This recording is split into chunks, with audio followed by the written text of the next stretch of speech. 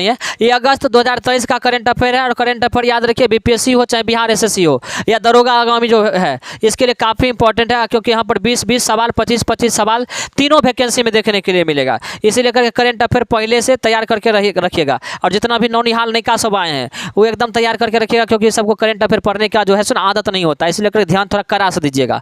ऐसा बात है।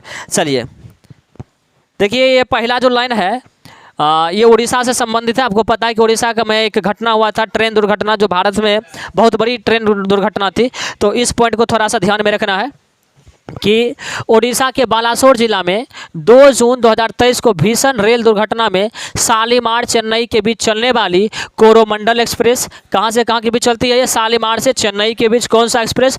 कोरोमंडल एक्सप्रेस। और इसके अलावा था Bengaluru Howrah super fast express, और इसके अलावा था एक मालगाड़ी बगल में खड़ी थी, तो तीनों में टक्कर हो गया। ऐसे बात है।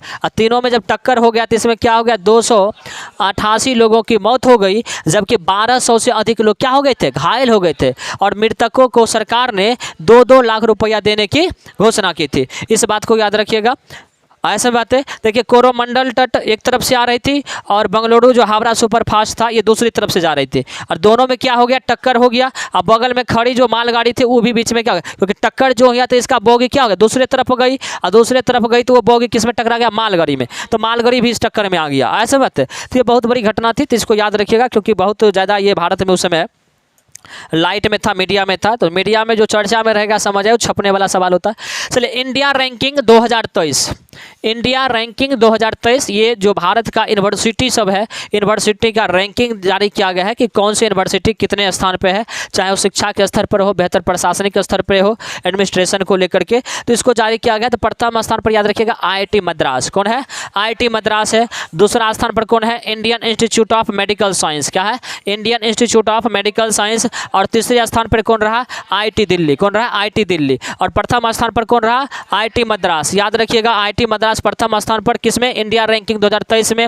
याद रखिएगा। और याद रखिएगा IIT मद्रास का एक शाखा जो है ना, पहला शाखा कहाँ खुला? तंजानिया में। कहाँ खुला है?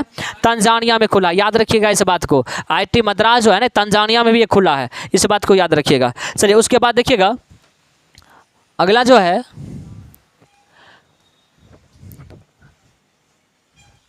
हरियाणा में प्राणवायु देवता पेंशन योजना। सबसे पहला सवाल यही आएगा कि प्राणवायु देवता पेंशन योजना किस राज्य सरकार के द्वारा शुरू किया गया? क्या बोलेंगे? हरियाणा सरकार के द्वारा। किसके द्वारा? हरियाणा सरकार के द्वारा। और इसके तहत क्या किया गया समझिएगा, जिसके तहत 75 वर्ष से अधिक पुराने जो वृक्ष होंगे इसके रख रखाव के लिए 2500 रुपया प्रति माह दिया जाएगा। काफ़ी VVI है, काफ़ी VVI है, क्योंकि पर्यावरण की दृष्टि से काफ़ी बढ़िया कदम है ये केंद्र, क्या कहते हैं, हरियाणा सरकार का। ये कहा गया कि 75 वर्ष से अधिक कोई पौधा है और वो जीवित पौधा होना चाहिए, नहीं खोखला होना चाहिए, लकड़ी खाली सूखल लटकल है और 2500 का महीना लेते रहेंगे, सो बात नहीं है। वो पौधा जिंदा होना चाहिए और उसका उम्र पौधा का कम से कम कितना होना चाहिए?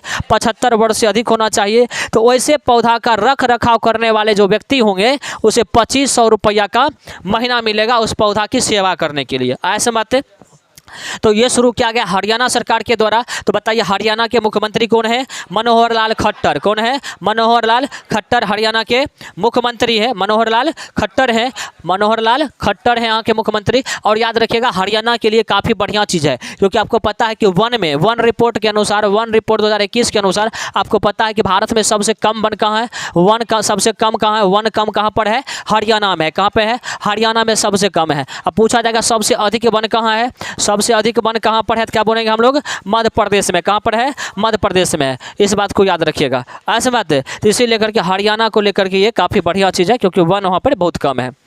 चलिए अगला देखिएगा, दिव्यांग उद्यमियों एवं कारीगरों के उत्पादनों के प्रदर्शन एवं विज्ञापन के लिए दिव्य कला मेले का आयोजन जून 2023 में कहाँ आयोजित किया गया? जयपुर में आयोजित किया गया। और इसका आयोजन केंद्रीय सामाजिक एवं अधिकारिता मंत्रालय के द्वारा किया गया। तो देखिए दिव्यांग क्या होता है? दिव्यांग का मतलब क्या? शरीर के किसी अंग से वो क्या हो, अपंग हो जाए तो उसको क्या बोलते हैं हम लोग? दिव्यांग बोलते हैं। तो दिव्यांग जो उद्यमी है, जो उद्योगपति है, उद्यमी है, जो रोजगारी है, जो व्यापारी है, उसके लिए लिए ये शुरू किया गया है कि वो कोई भी चीज़ नया चीज़ बनाता है या नया वस्तु का निर्माण करता है तो उसके लिए एक मेला का आयोजित किया गया। इस मेला का नाम दिया गया क्या? दिव्य काला मेला। क्या क्या बोलेंगे? दिव्य काला मेला। तो याद रखिएगा इसको। दिव्य काला मेला का आयोजन कहाँ हुआ? जयपुर में हुआ। और किसके लिए हुआ है? ये दिव्यांग उद्योगियों और कारीगरों के लिए हुआ, ताकि ये जो दिव्यांग व्यक्ति का जो वस्तु है, जो कला है ना, ये क्या हो सके, दूर दूर तक इसे पहुंचाया जा सके, इसका प्रचार प्रसार हो सकते हैं और धीरे धीरे इसका क्या हो, ग्रोथ हो। ऐसे मत, इसके लिए इसका आयोजन किया गया। और इसका आयोजन कौन किया? केंद्रीय सामाजिक एवं अधिकारिता मंत्रालय के द्वारा किया गया। और बताइए, अगर पूछा जाए केंद्रीय सामाजिक अधिकारिता मंत्री कौन है, क्या बोलेंगे? डॉक्टर वीरेंद्र कुमार। कौन है? डॉक्टर वीरेंद्र कुमार। आप यहाँ पर देख लीजिए, जो और क्या कहते हैं, हरियाणा के जो मुख्यमंत्री हैं मनोहर लाल खट्टर, ठीक है, मनोहर लाल खट्टर। और यहाँ पर आप देख लीजिए वीरेंद्र कुमार। ऐसे बात है, याद रखिएगा। चलिए, बहुत बढ़िया।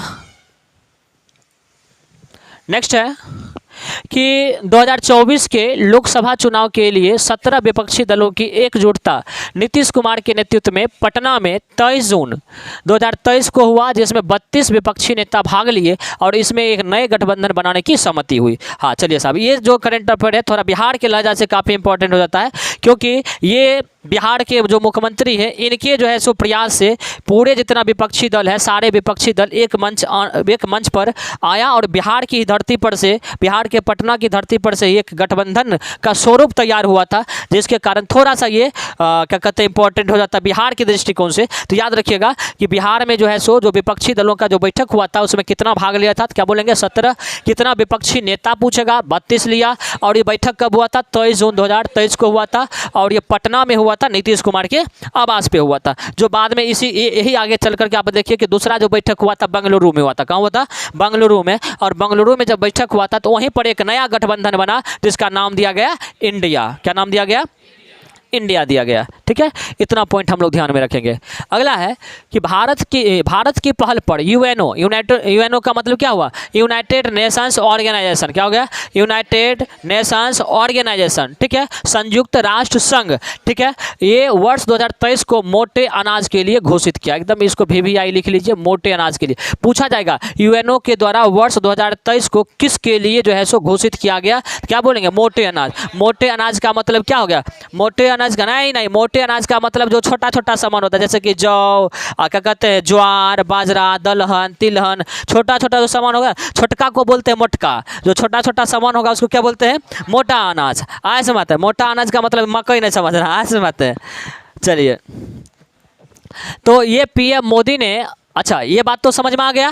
तथा PM मोदी ने अमेरिकी गायिका जिसका नाम था फालू, क्या नाम था? फालू से मिलकर एक गीत एविडेंस इन मिलेट्स की रचना की तथा इसका जो है सो स्वयं जो है सो इसमें क्या दिए हैं? आवाज़ दी है। कौन? नरेंद्र मोदी। गीत भी गाए हैं, ऐसे बात है। तो गीत गाए हैं, जो दुनिया का बड़ा फेमस ही गायिका है फालू, ऐसे बात है। इनके साथ एक गीत गाए हैं। ये इंग्लिश वर्जन है, इसका हिंदी वर्जन जल्द ही आपको मिलने वाला है। चलिए साहब, हाँ चलिए अगला देखिएगा। तमिलनाडु सरकार ने CBI की जांच हेतु समान अनुमति वापस ले ली है। ऐसा करने वाला तमिलनाडु 10वां राज्य बन गया। इसका मतलब समझ में आया? इसका मतलब ये हुआ कि किसी भी, पहले क्या कानून था कि किसी भी राज्य में अगर CBI और ED को अगर मान लीजिए किसी के खिलाफ जांच करना है तो राज्य सरकार को पूछने की जरूरत नहीं है। लेकिन राज्य सरकार अगर अपने विधानसभा से ये प्रस्ताव पारित कर दे कि CBI हो, ED हो या जो कोई भी जांच एजेंसी हो, अगर वो प्रस्ताव पारित कर दे कि वहाँ के राज्य सरकार से पूछ करके उस राज्य में इन करेगी, तब मान लीजिए जितना भी CBI है, ED है, उस राज्य सरकार से अनुमति लेगी, तभी किसी व्यक्ति पर वो क्या कर सकती है? जांच कर सकती है, छापा कर सकती है या कुछ भी वो कर सकती है। ऐसा बात है, वो उस समय के बाद करेगी। कब? जब ये विधानसभा से पारित कर लिया जाए उस संबंधित राज्य से, तब ऐसा होगा। तब वहाँ की सरकार से क्या करना पड़ेगा? पूछना पड़ेगा कि हम जांच करें या नहीं कर रहे हैं। और ऐसा करने वाला ये जो 10वां राज्य बन गया, कौन बन गया? तमिलनाडु बन गया। देखिए, जहाँ जहाँ पर विपक्षी दल है, जहाँ जहाँ पर BJP का विपक्षी दल है, वहाँ हर जगह इस तरह का बात किया जा रहा है। क्योंकि आप जानते हैं, सबको पता है, खुले मन से सबको पता है कि जो CBI और ED जो है इसका दुरुपयोग किया जा रहा है। बिल्कुल दुरुपयोग किया जा रहा है। अजीत पवार जिस पर जो है चिट फंड घोटाला का आरोप लगता है, और वही मान लीजिए चिट फंड घोटाला का आरोप भी लगता है, उस पर सीबीआई और ईडी की क्या कहते हैं जांच एजेंसी भी जाती है, लेकिन वही अजीत पवार जब क्या कहते हैं अपने मंत्री को तोड़ करके चलाता है बीजेपी में, उस पर सारा आरोप खत्म। ऐसे मत, अरे सीबीआई है, ईडी है, जांच के लिए ही बनी हुई है। आप जांच जो करिए निष्पक्ष करिए। ऐसा नहीं है कि किसी दूसरे पार्टी में है तो उसको बोलिए भ्रष्टाचारी है, ये है, वो है, और वो चलाया बीजेपी में तो वो एकदम स्वच्छ। पता नहीं ऐसा ऐसा वॉशिंग मशीन है, पता नहीं कि सुबह में आप गलती करिए बीजेपी में आ जाइए, आपका दोष पूर्ण हो जाएगा। ऐसे बात है, इस तरह का बात है। अरे सरकार में है, सीबीआई ईडी बनी क्यों हुई है? यही इसी के लिए बनी हुई है, जो भ्रष्टाचार किया है उसकी जाँच करिए, उसको सजा दीजिए। लेकिन सजा अगर दीजिए तो ऐसा नहीं कि आपके पार्टी में आ गया तो सज़ा माफ़ कर दीजिए, उसको सज़ा एकदम हर हाल में दीजिए। इस तरह का होना चाहिए, लेकिन ऐसा नहीं होता है। तो स्वाभाविक बात है कि कोई भी राज्य सरकार क्या चाहेगा कि ऐसा मतलब व्यवस्था हम कर दें कि हमारे यहाँ पर सीबीआई ईडी का रेड नहीं पड़े। कुछ भी बोलिए सीबीआई ईडी का रेड, चीफ जस्टिस अगर मान लीजिए कोई निर्णय दे दिया तो सीबीआई ईडी भेज दो। ऐसे बात है, मान लीजिए कोई राज्यपाल अगर है वो वहाँ से संबंधित कोई रिपोर्ट जो सरकार की गलती है उसको उजागर कर दिया तो उसके यहाँ सीबीआई ईडी भेज दो। अगर वो उसके पक्ष में आ गया तो बात खत्म है, सीबीआई ईडी को बोल देगा घर में बैठो।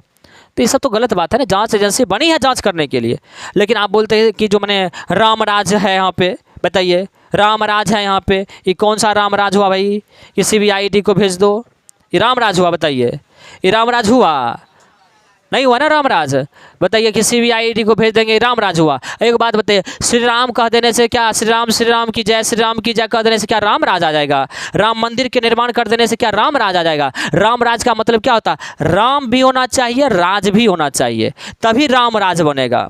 राम का मतलब समझ में आता है कि राम वो व्यक्ति था जो एक छोटे से व्यक्ति एकदम उनके साम्राज्य का, क्योंकि राम तो राजा थे ना, राजा तो थे, महापुरुष भी थे, लोग उसको अवतार भी मानते हैं, इतने बड़े व्यक्ति थे। और उनकी पत्नी सीता पर एक तुच्छ सा धोबी जो है सो जब आरोप लगाता है, एकदम छोटा सा धोबी, अगर राजा चाहता तो राम चाहता तो उसको फांसी पर लटकवा देता, लगा इसको फांसी, मेरी पत्नी पर कैसे उंगली उठा दिया लड़का, ऐसे बात है, एकदम फांसी पर लटकवा देता। लेकिन राम क्या किए? राम उस धोबी पर एक उंगली नहीं उठाया, जबकि सीता के चरित्र पर उन्होंने उंगली उठाया था। लेकिन राम क्या किए? राम सीधे अपनी पत्नी का त्याग कर दिए, सीता का त्याग कर दिए, धोबी पर एक भी उंगली नहीं उठाए कि धोबी झूठ बोला, जांच कराओ, ईडी भेजो, सीबीआई भेजो, झूठ कैसे बोल दिया, ये ऐसा कुछ भी नहीं हुआ, सीधा सीधा का त्याग कर दिए। दिस इज रामराज, इसको रामराज कहते हैं। ऐसे मत है, इसको रामराज कहते हैं कि हमेशा जनता के हित में सोचिए, ना कि अपने हित में सोचिए।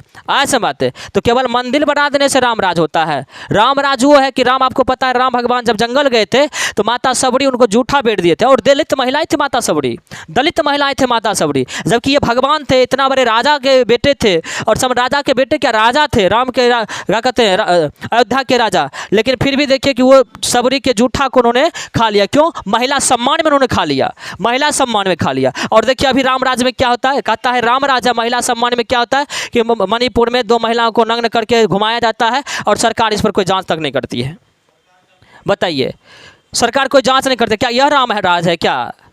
तो श्री राम बोलने से, हनुमान बोलने से रामराज नहीं आने वाला। रामराज हुआ रामराज है कि महिला सम्मान के लिए तुरंत खड़ा हो गया, जूठा बेर भी दलित का खा लिया।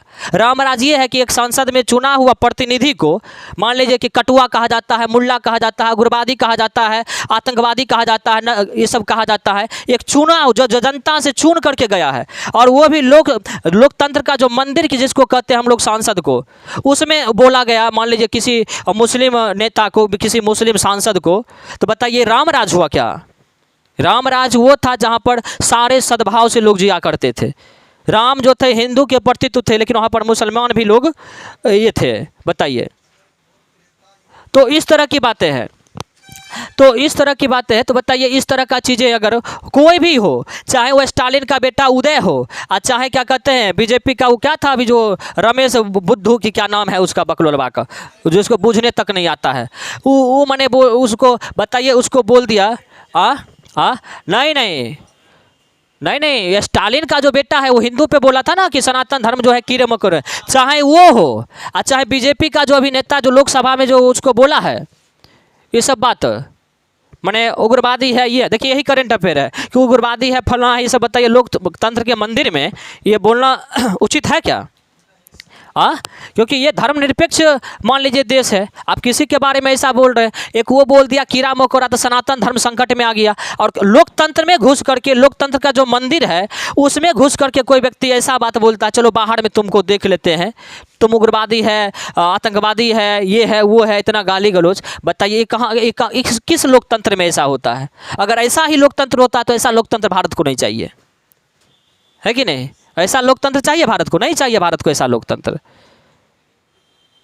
चाहे वो स्टालिन का बेटा हो उदय, चाहे ये हो, भारत सरकार को चाहिए दोनों पर एकदम सख्त कार्रवाई करे, ताकि इस तरह का बातें किसी भी धर्म के खिलाफ, चाहे वो हिंदू धर्म के खिलाफ हो या मुसलमान धर्म के खिलाफ हो, क्योंकि हमारा अनुच्छेद जो 25 है ना, वो कहता है कि कोई भी व्यक्ति कोई भी धर्म मान सकता है और उसका प्रचार प्रसार कर सकता है, कहता है ना। हमारा अनुच्छेद 26 क्या कहता है कि कोई धर्म का व्यक्ति जो है अपने धार्मिक प्रशासन और प्रबंधन कर सकता है, कहता है ना। तो सारे जब हमारे संविधान अधिकार दिया हुआ, तो किसी को सनातन धर्म को कीड़ा कहने का अधिकार कौन दिया? या किसी को मान लीजिए कि जो उग्रवादी संसद में घुस करके उग्रवादी और क्या कहते कटुआ ये सब बोलने का कौन अधिकार दे दिया? किसी को कौन अधिकार दे दिया? ये भारत का कौन सा संविधान है जो ये सब अधिकार देता है कि आप संसद में घुस करके ये सब बात बोलिए? बताइए।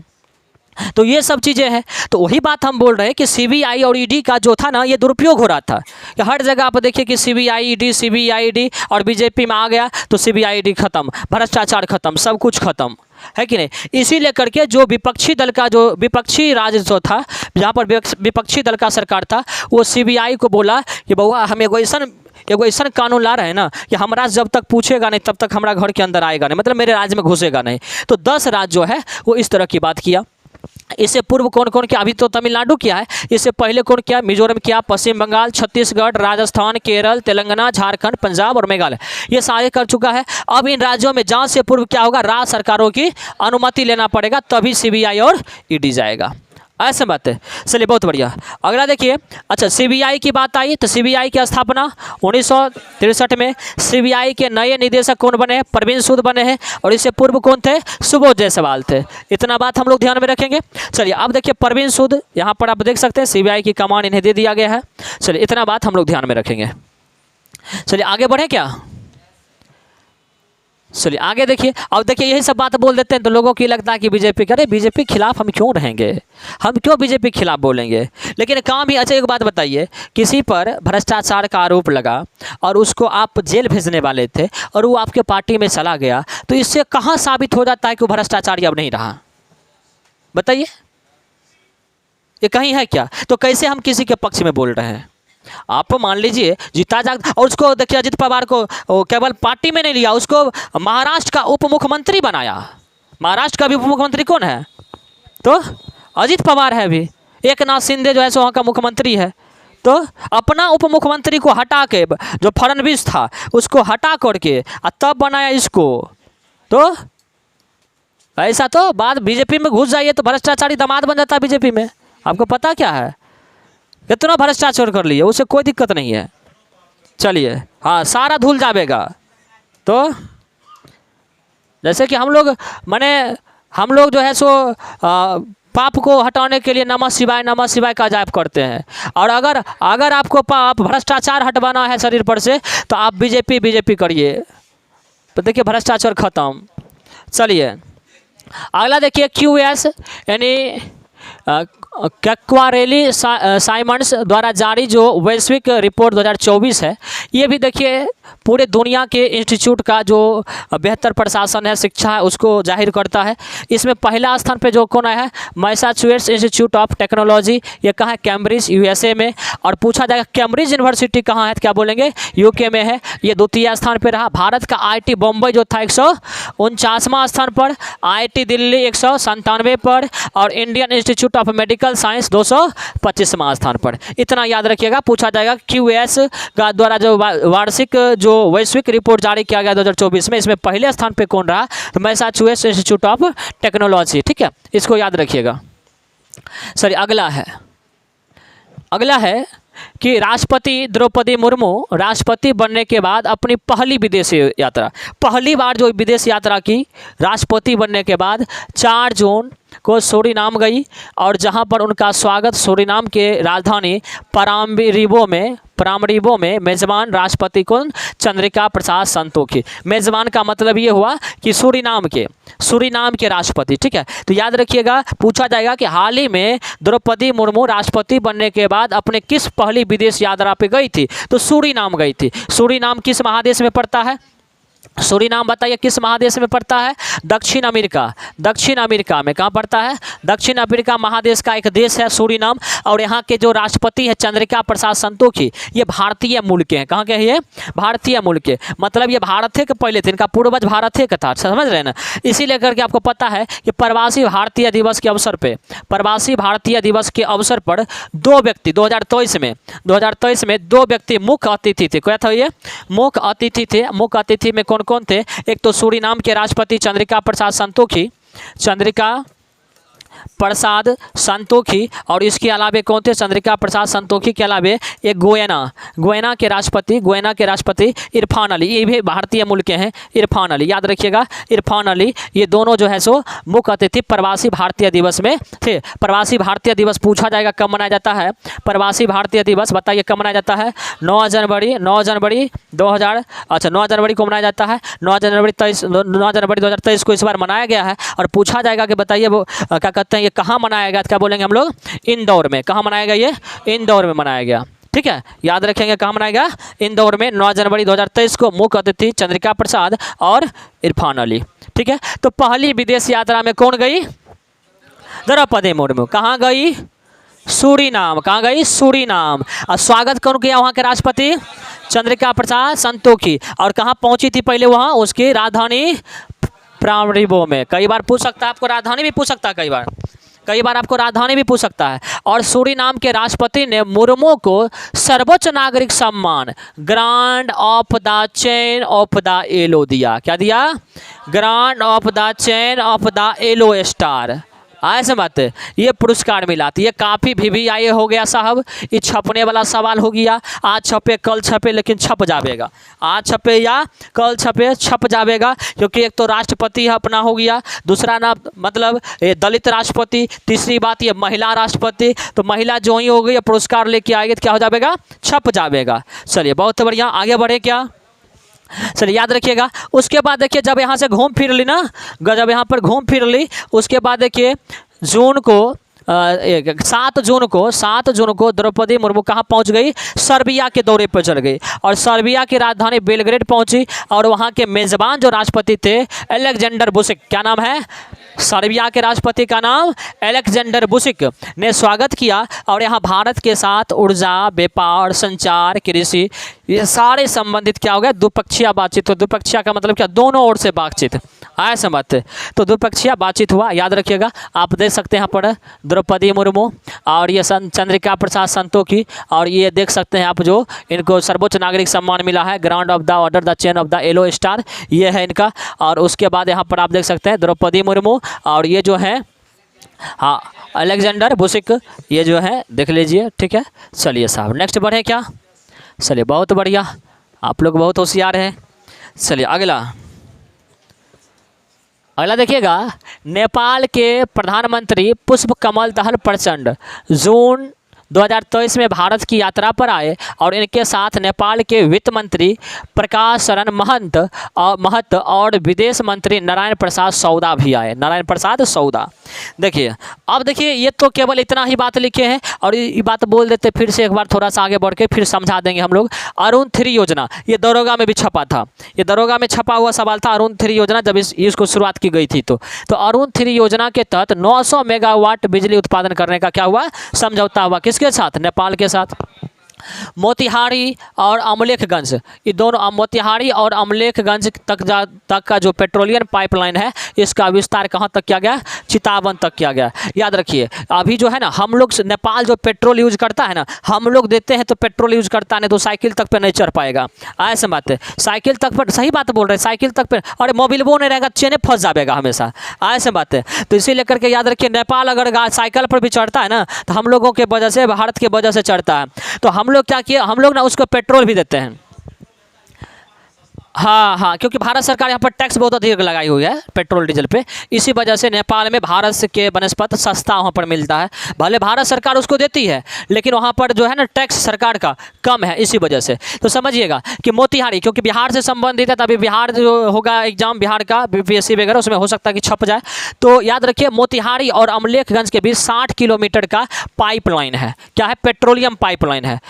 मोतिहारी से, बिहार के मोतिहारी से अमलेखगंज, ये नेपाल में पड़ता पाइपलाइन है। पहले हम लोग जाते थे ना, वो क्या कहते हैं, टैंकलोडीज देने के लिए, तो पता चलता महंगा पड़ जाता था। महंगा पड़ जाता था, महंगा पड़ने का मतलब समझते हैं कि अब ले जाएंगे टैंकलोडी लेकर के नेपाल, तो जो उसका गाड़ी में ईंधन जलेगा, जो ड्राइवर होगा, खलासी होगा, सबका ना खर्चा जुटेगा।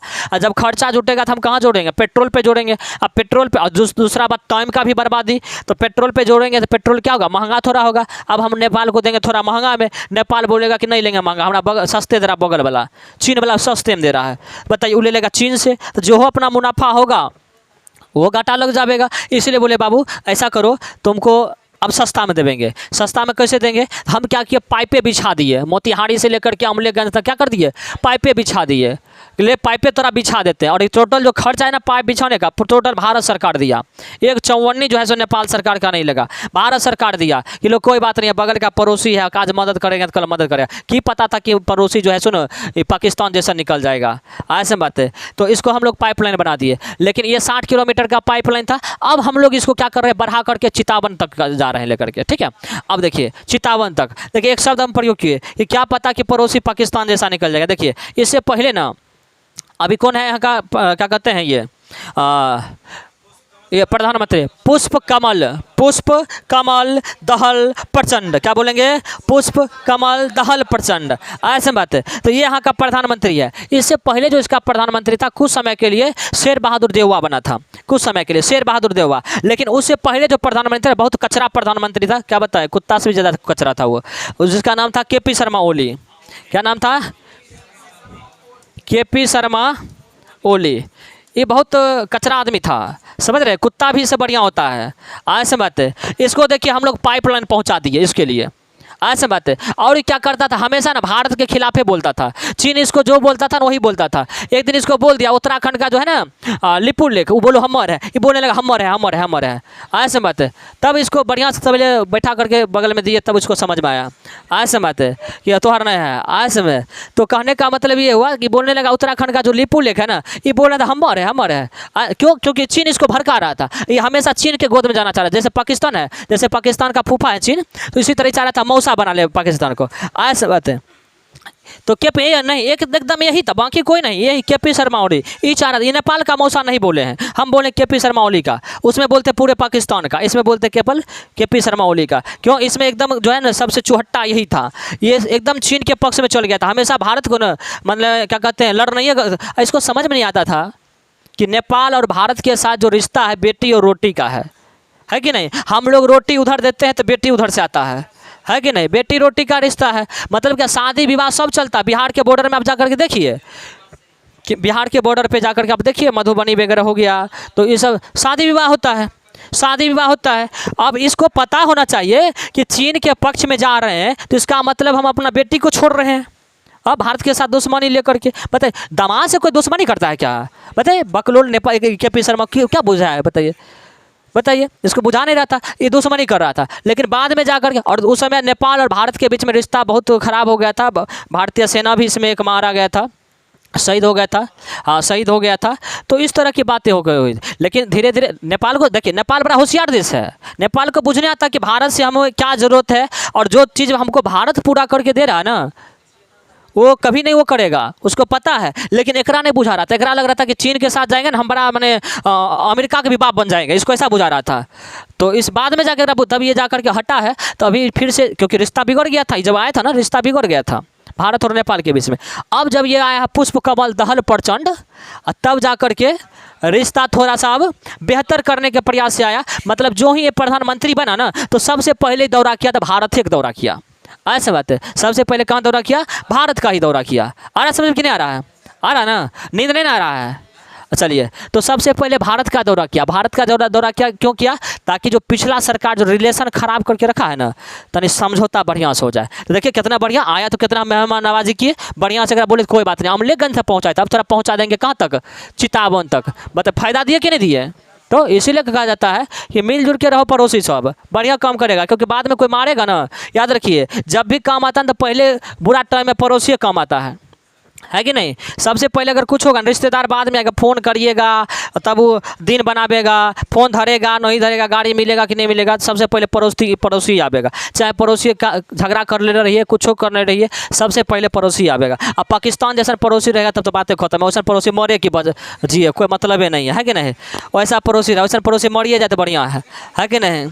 हाँ, पाकिस्तान जैसा पड़ोसी रहते क्या होगा? मरिए जाए तो बढ़िया है। सही बात बोल रहे हैं आप। कनाडा में बताइए, गुज्जर को मार दिया, क्या नाम था उसका? कौन चीज़ था ना वो खालिस्तानी? हाँ, देखिए उसको मार दिया। कौन गलती किया? भारत में इतना उस पर केस था, वो खालिस्तान भारत को तोड़ने का काम कर रहा था, अखंडता का विरोध, भारत उस पर तो देशद्रोह का केस था। बताइए, उसको कनाडा वाला को भेजना चाहिए था, भारत ले जाओ इसको, मैंने फांसी पर चढ़ाओ, मान लीजिए। लेकिन वो मार दिया, तब कहता है कि मैंने भारत मार दिया। अब बताए, भारतीय से रिश्ता खराब कर दिया, राजदूत को भगा दिया। वो बुझा रहा है कि दुनिया के जितना देश है, अमेरिका तक खड़ा नहीं होगा सही से, अमेरिका तक उसके साथ सही से खड़ा नहीं होगा, क्योंकि भारत एक ऐसा देश है ना, ये दुनिया पे राज करने वाला देश है। जिसके साथ रिश्ता भारत खराब कर लिया, समझे उसका दुर्दशा है, उसका दुर्दशा है। सही बात है, क्योंकि इतनी बड़ी आबादी, मान लीजिए इतनी बड़ी आबादी है तो सामान की ज़रूरत भी अधिक है। और मान लीजिए कि अगर हमसे दुश्मनी कोई ले लेगा, मान लीजिए कि हम फिलीपींस से कोई सामान मंगाते हैं और हमसे दुश्मनी फिलीपींस ले, बोले तो सामान नहीं लेंगे, दूसर के लेंगे, भूखल मरेगा कि नहीं मरेगा? मरेगा ना। तो फिर तो वो बुझिए नहीं रहा है। और कनाडा देखिएगा ना, कनाडा फिर बाद में जाकर कहेगा बाबू हमसे गलती हो गया, गोर पड़ेगा, गलती हो गया, माफ़ कर दे हमरा। हाँ, आप कहियो गलती नहीं होगा, ऐसा गलती आप बाप जिंदगी में नहीं होगा, बात बोलेगा वो, देखिएगा ना आप। तो इसीलिए कहता है कि पड़ोसी पहले होता है। और पाकिस्तान में देखिए क्या उछल गया, बोला हाँ कनाडा बोला यूएनओ में जाके बोला कि भारत के हिंदुत्व का जो राजनीतिक है, हिंदुत्व राष्ट्रवाद का जो है विस्तारवादी नीति, इसको रोकना पड़ेगा। और नहीं तो आज कनाडा में हुआ, कल कहीं भी हो सकता है, इसको रोकिए, क्योंकि चाहता है कि पूरा दुनिया में हिंदू आ जाए। बताइए, भारत में तो हिंदू है नहीं, लिखते हैं हिंदू राष्ट्र लिखते हैं, नहीं लिखते हैं, भारत में तो है नहीं। आशा था कि होगा, वो नहीं हुआ। बताइए, हाँ, तो ये बात बोलने गया, मैंने कनाडा के पक्ष में जाता, पता है उसको बगल में मारेंगे तो वो नहीं, वो टाइम लगेगा, ये बुझा रहा होगा। हाँ, राजस्थान से घुसने में क्या मिनट लगेगा? 2 मिनट नहीं लगेगा। जब तक वो कनाडा वाला आएगा तब तक खत्म, सूत जाएगा, तो दफन। मेरा बुझा नहीं रहा है। ऐसे बरमोस उछल कूद कर रहा है, बताए थे ना बरमोस, ये पानी में परीक्षण हो गया, बताए थे ना। ये सब ओकरा बुझना चाहिए कि पानी से मारेगा कि हवा से मारेगा, ओकरा बुझा रहा है। बताइए, ये सब बुझता नहीं है। वो कितने समझाए, अपना ओन खिला करके इतना बुझाए ओकरा। बताइए, हाँ, अभी बुतरुक है वो। चलिए अगला देखिए। तो इसीलिए करके ये पुष्प कमल वाला थोड़ा सा क्या होगा, इंपॉर्टेंट होगा, क्योंकि रिलेशन को सही थोड़ा सा हो रहा है अब। ठीक है ना, कोई डाउट इसमें? चलिए, बहुत बढ़िया। अगला देखिए, पीएम मोदी 20 जून 2023 को यूएसए की यात्रा पर गए, जो बाइडन के कार्यकाल में पहली यात्रा पहली यात्रा रही। यहाँ उन्होंने अमेरिकी संसद को संबोधित किए और अमेरिकी संसद को 2 बार संबोधित करने वाले भारत के पहले पीएम बन गए। ठीक है, एक रिकॉर्ड और जुड़ गया इनके नाम कि अमेरिका के, देखिए अमेरिका जो है ना बहुत ताकतवर देश है, ये अपना संसद को ना जल्दी संबोधित करने के देता नहीं है। आए समझ, ये भारत के प्रधानमंत्री 6 प्रधानमंत्री हो गया कुल मिला के, घुस घास करके संबोधित कर देता है। समझते हैं, उसमें नरेंद्र मोदी पहला हो गया कि 2 बार जो है सो ये संबोधित कर दिए। आए समझते, इससे पहले भी किए थे, अटल बिहारी वाजपेयी किए थे, मनमोहन सिंह किए हुए थे, ये सब किए हुए थे। लेकिन नरेंद्र मोदी 2 बार मतलब संसद को संबोधित करने वाला कौन बन गए? नरेंद्र मोदी बन गए। इस बात को याद रखिएगा। और जो बाइडन की जब से सरकार बनी है, नरेंद्र मोदी का ना ये पहला यात्रा था। क्यों? नरेंद्र मोदी ने बाइडन से पहले दुश्मनी ले लिया था। मतलब बाइडन जब चुनाव में खड़ा हुआ था ना, तो एक तरफ बाइडन खड़ा हुआ था और एक तरफ डोनाल्ड ट्रंप खड़ा हुआ था। तो इसको अपना प्रधानमंत्री को लगा कि डोनाल्ड ट्रंप जीत जाएगा, समझ रहे। तो ये क्या कर गया, चल गया प्रचार में अमेरिका। भारत में तो प्रचार करबे करते अपना सा, देखिए कितना बड़ा मतलब नेता है कि भारत में प्रचार होबे करता है और लोग उठा उठा के इनको ले जाता, चलो हमारा तनी प्रचार कर दीजिए। क्यों? क्योंकि इनको पता है इनसे बढ़िया कोई प्रचार नहीं कर सकता है। ट्रंप उठा के ले गया, ट्रंप उठा के इनको ले गया, समझ रहे हैं। ट्रंप इनको उठा के, क्योंकि पता सही बात है, इनसे बढ़िया कोई कौन फेंक सकता है, बताइए कोई फेंक सकता है क्या? तो ट्रंप को पता था इनसे ज़्यादा कोई फेंक नहीं सकता, इसीलिए करके इनको उठा के लेके चलिए अमेरिका में कुछ फेंक दीजिए। आज जब अमेरिका गए थे तो वहाँ पर भी बोले थे अब की बार ट्रंप सरकार, बस हो गया। अब की बार ट्रंप सरकार, तो जो बाइडन क्या हो जाएगा, विरोध में हो जाएगा। लेकिन हुआ क्या कि बाइडन में जीत गया। अब बाइडन जब जीत गया तो जानते ट्रंप जब हार रहा था ना, तो बोल रहा था नहीं राष्ट्रपति पद पर से नहीं हटे, कुर्सी में लटक गया था, नहीं हटेंगे। उसको जबरदस्ती, सही बात बोल रहे हैं, कुर्सी में नहीं लटका, लेकिन वो व्हाइट हाउस खाली नहीं कर रहा था। राष्ट्रपति का जो घर होता है ना, व्हाइट हाउस बोलते हैं उसको, व्हाइट हाउस खाली नहीं कर रहा था। वो बोला नहीं चुनाव में धांधली हुआ, फिर से गिनती हो, हम नहीं हटेंगे। बाद में उसका जितना भी कार्यालय उलय का जो भी पदाधिकारी था उसको हटाया गया, बाद में जबरदस्ती और ठेल ठाल निकाला गया। आज वो हट ही नहीं रहा था, समझ रहे बात को। तो उसके बाद तो बाइडन और नरेंद्र मोदी में थोड़ा दुश्मनी तो बढ़ेगा, किसी का प्रचार करने जा रहे तो गलत बात है ना। देखिए किसी भी राजनेता को आप जाइए तो आप पक्ष के भी साथ रहिए, विपक्ष के साथ रहिए, क्योंकि आज उसकी सरकार है तो कल उसकी सरकार होगी, ये चलता रहेगा। इसीलिए करके इस समय नहीं जाना चाहिए। प्रधानमंत्री का हो सकता है कि पर्सनल कुछ इशू हो, अलग बातें हैं, लेकिन नहीं जाना चाहिए। हमें जैसा लगता है, बाकी आप जाने वो सब हमारा क्या मतलब है कि नहीं, जाना या नहीं जाना हमारा कौन चीज़ मिलने वाला। नहीं ट्रंप हमको जानता है, बाइडन हमारा जानता है कि नहीं, और नहीं नरेंद्र मोदी हमारा जानता है, हमारा की मतलब है कि नहीं। कोई कहीं जाए, हेरा जाए कि भुतलाए जाए, हमको जो सवाल आवेगा खाली याद करेंगे, बस बात खत्म, है कि नहीं। ओकरा से मतलब क्या, कहता नहीं खा पिया कुछ नहीं, गिलास थोड़ा 12 आना, सो कहानी है। चलिए अब देखिए अमेरिका गए तो कुछ समझौता भी हुआ। अमेरिका गए तो समझौता क्या हुआ, प्रमुख समझौता देखिएगा। सबसे पहला नंबर था नासा और इसरो के बीच समझौता हुआ। ये दोनों मिलकर क्या बोला जानते हैं कि हम लोग क्या करेंगे, मैंने नासा और इसरो के संयुक्त मिशन के द्वारा अंतरिक्ष स्टेशन स्थापित किया जाएगा। कहाँ? अंतरिक्ष स्टेशन। ऐसे बात है, अंतरिक्ष में क्या करेंगे, स्टेशन स्थापित करेंगे नासा और इसरो मिल करके, क्योंकि नासा को भी पता है कि इसरो में कितना पावर है, चंद्रयान 3 को तुरंत लैंड करवाता है, इसको पता है ना। अब ऐसे बात है, इसीलिए करके इसको एक समय था कि नासा ना हंसता था इसरो को देख करके। हमारे जो वैज्ञानिक थे ना, हमारे वैज्ञानिक मिसाइल जब बनाते थे ना, तो जहाँ से लॉन्च करना है ना, वहाँ पर ना साइकिल पर से ढो करके जाते थे, साइकिल पर बांध करके लेके जाते थे, जैसे चापाकल बांध के ले जाते थे साइकिल पे, उसी तरह से बांध के लेके जाते थे मिसाइल वगैरह को। उस समय हंसता था वो सब हम लोग को देख करके। आज हंसो, हाँ आज हंसो, वो उसका अंतरिक्ष जो स्टेशन है हम लोग बनाते हैं, तो हंस ले जितना हंसना है, बुझा दे। जिस पर दुनिया हंसा है समझिए वही इतिहास रचा है। तो देखिए इसरो क्या इतिहास रच दिया। तो चलिए आगे देखिए, और फिर आगे इतिहास रचेगा। अभी बोला क्या जानते हैं कि आप जो सूर्य के लिए भेजिएगा ना, तो हम लोग ना आपको मदद करेंगे, नासा को। सीधे हमारा जो वैज्ञानिक था, सीधा हमारा नासा लग तोरा से बेसी हम जानते हैं, बैठो घर में, ऐसे बात है, पागल कह हमारा मदद करता है। चलिए चलिए अब देखिए अच्छा नासा और इसरो के साथ क्या हुआ, अंतरिक्ष स्टेशन स्थापित हुआ। अच्छा समझ में आ रहा है कि नहीं आ रहा। देखिए करंट अफेयर है, बोर हो जाइएगा, समझ रहे, इसीलिए के थोड़ा सा। हाँ चलिए अगला देखिए, युद्ध ड्रोन विमान खरीदने का समझौता हुआ। जो युद्धक ड्रोन होता है ना, माने है ड्रोन, लेकिन दुश्मन को लगेगा कि ड्रोन है, ऐसे बात है, खाली फोटो खींचने आया, लेकिन ये क्या करेगा, बम दुगो बरसा के निकल जाएगा, ऐसे बात है। तो इसी को बोलते हैं युद्ध ड्रोन विमान, ठीक है। इसके समझौता हुआ। उसके बाद तेजस, आपको पता है कि भारत ये वायुसेना का बहुत ये क्या कहते हैं समझिए रीढ़ है ये जहाज तेजस। ये तेजस का नया इंजन अब बनेगा, एकदम नईगर इंजन रहेगा, जिसका नाम क्या है, F414। क्या है, F414। बताइए ये सब देखते हुए तब पाकिस्तान बोलता है कनाडा के बारे में ठीक बात बोल रहा है, और बुझा रहा है कि नहीं बुझा रहा है, लगता है नासा में है। तो इसका संयुक्त रूप से निर्माण करेगा, मतलब भारत सरकार और ये अमेरिका दोनों मिल करके क्या करेगा, ये नए का इंजन का निर्माण करेगा। F414 है, अमेरिका की बात कर रहे हैं ना, अमेरिका के साथ है समझौता। चलिए इसके अलावा देखिए बंगलुरु में और अहमदाबाद में वाणिज्यिक दूतावास यानी व्यापार की। देखिए 24 जून 2023 को पीएम मोदी मिस्र के राजकीय यात्रा पर गए।